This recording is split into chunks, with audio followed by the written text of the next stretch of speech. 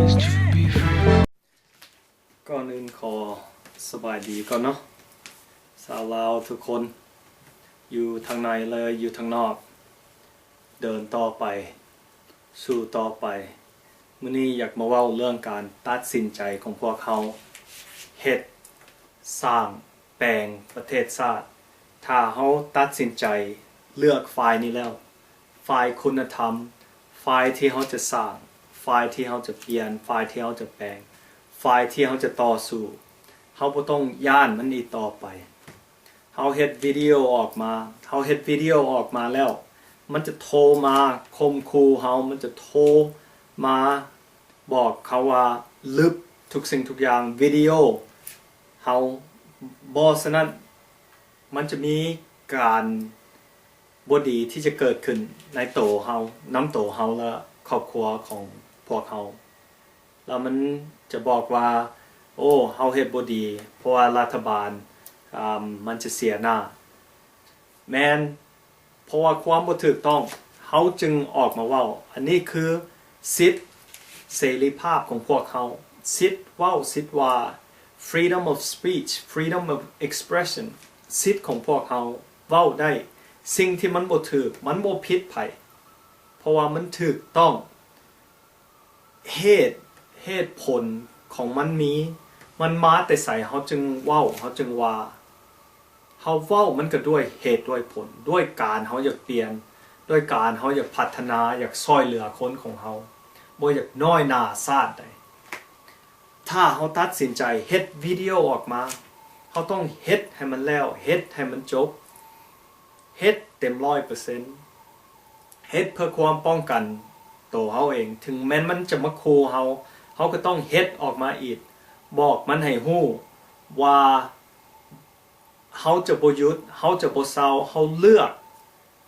สิทธิมนุษย์ของเฮาเลือกแล้วคือเฮาตัดสินใจเลือกผู้นำเลือกผู้ใดก็ได้มันเป็นสิ่งที่เฮาเลือกเป็นสิทธิ์ของเฮาวันนี้เฮามาเฮ็ดเฮามาสร้างบอกโลกให้ฮู้ว่ามันมาข่มขู่เฮามันมาข่มเหงเฮาโลกภายนอกก็จะป้องกันพวกเฮาหลายคนหลายเฮ็ดหลายคนหลายสร้างเฮาหักได้ประเทศเฮาแน่นอนเฮาสร้างสาพัฒนาประเทศเฮาได้เฮ็ดวิดีโอถึงจะแม่นวิดีโอสุดท้ายออกมาก็ตามก็เฮ็ดออกมาประกาศประณามมันสิ่งที่บ่ดีสิ่งที่มันมาข่มขู่ข่มเหงเฮ็ดให้เฮาย้านเฮ็ดให้เฮาหวาดกลัวเฮ็ดออกให้โลกเขาฮู้ออกมาจากลาว overseas ส่งออกมาให้ ADL ส่งออกมาให้ Young Lao Professional ส่งออกมาให้ Free Laos Campaign ส่งให้มาผู้ใดส่งออกมาให้ไผผู้ใดก็ได้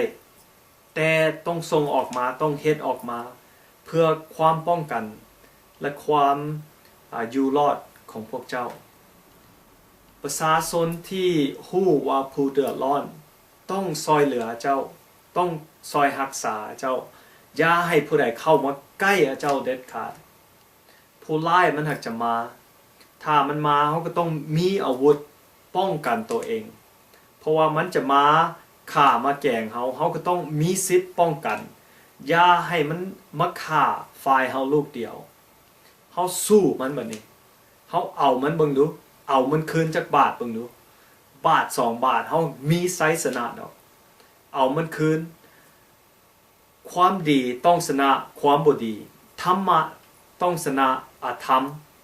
ถ้าธรรมะบ่ลุกต่อสู้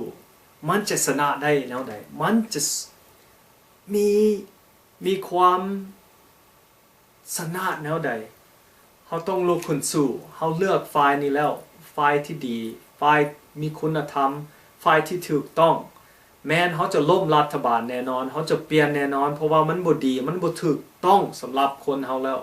เขามีสิทธิ์เปลี่ยนอันนี้คือสิทธิเสรีภาพของเขาสิทธิประชาธิปไตยเขาเลือกได้อันนี้คือสิทธิ์ของเขา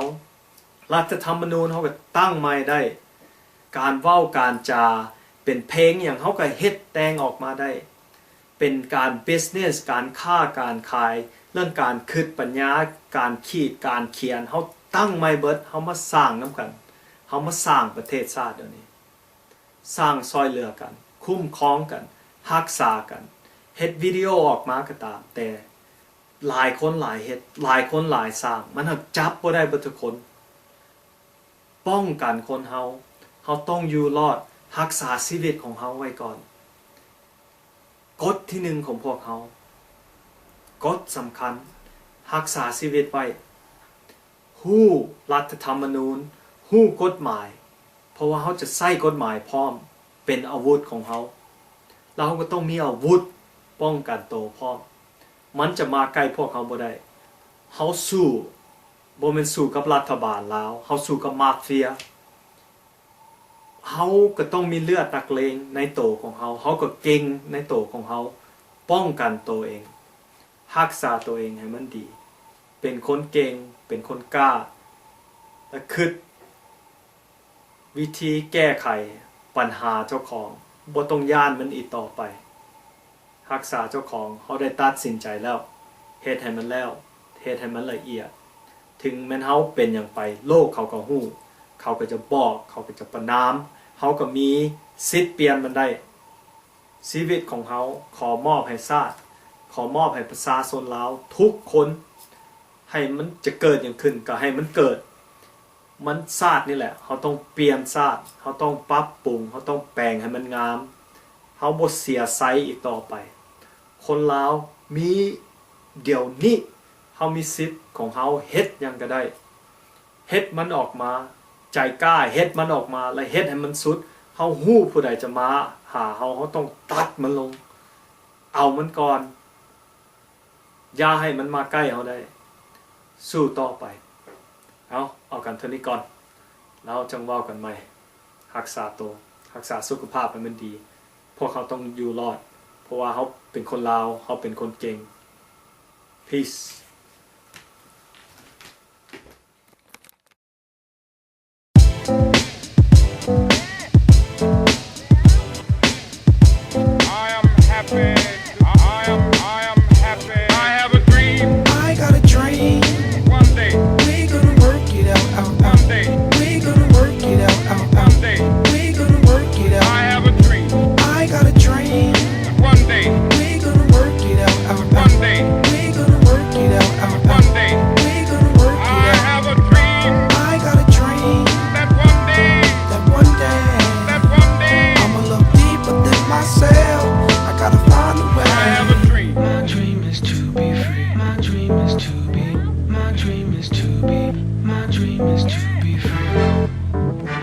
search of brighter days, I ride through the maze of the madness. Struggle is my address with pain and crack lives. Gunshots coming from sounds of blackness. Given this game with no time to practice. Born on the blacklist, told I'm below average. A life with no cabbage. That's no money if you from where I'm from. Funny, I just want some of your son. Dark clouds seem to follow me. Alcohol that my pop swallow bottle me. No apology, I walk with a boulder on my shoulder. It's a cold war, I'm a colder soldier. Hold the same fight that made Martin Luther the king. I ain't using it for the right thing. In between lean and the fiends, hustle and the schemes, I put together pieces of a dream. I still have one. I got a dream.